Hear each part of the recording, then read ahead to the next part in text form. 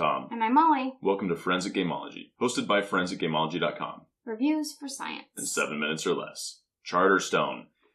This is the non-spoiler review, but that assumes that you've either read the rulebook right from just having opened the box or watched Rodney's Watch It Played video. So there may be minor spoilers in how to start the first game, and if that bothers you, turn this off and come back after your first game. But as far as reviewing goes, let's talk simplicity versus complexity. This game, it introduces it to you, the different rules, slowly, right? So like a lot of legacy games, you get the base game and then they start adding to it. And so I think it's a worker placement game. You take your workers and you put them on these buildings. And then in the first game, you put one building in each charter. And then you build buildings and you build crates.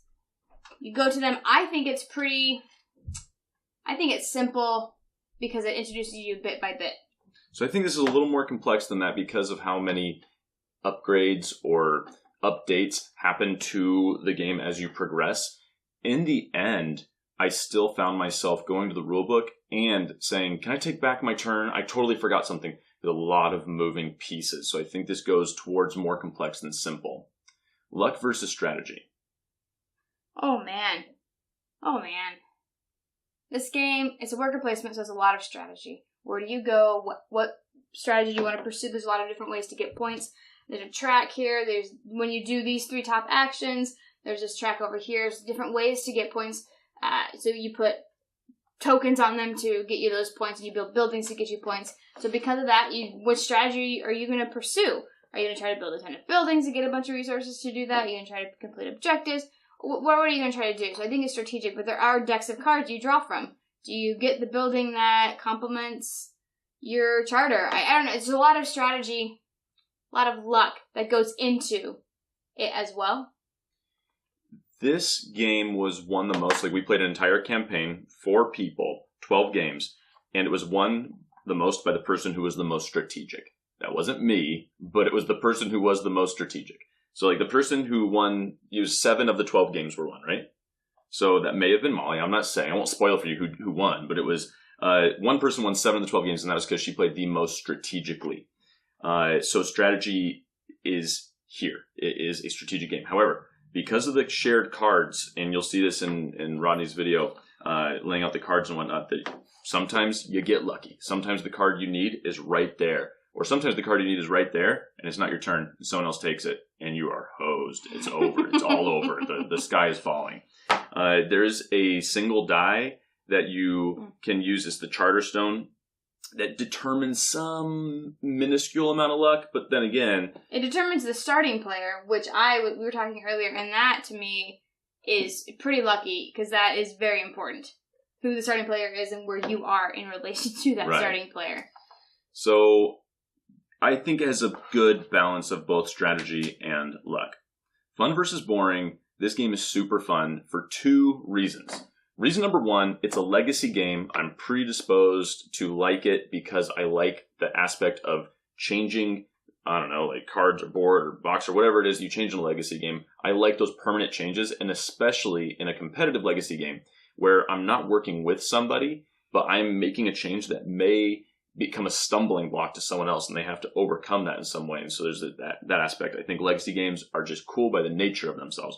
This game, without being a legacy game, is fun. If it weren't a legacy game and it was just a regular board game that you didn't have to put out stickers or write on things, this game in and of itself is fun. It's a worker placement game.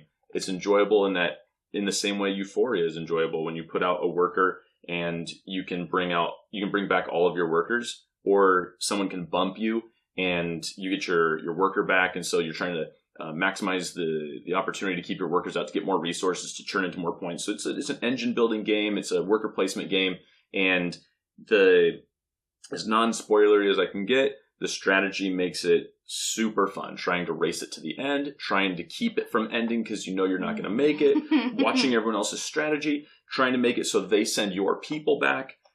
Very enjoyable. I agree. This game is super fun to play. I enjoy games that have lots of moving bits but quick turns. Yeah. And that is one thing that I find Jamie does very well. And lots of his games have lots of components. Scythe, for example, has a ton of components. But your turn is hopefully pretty short.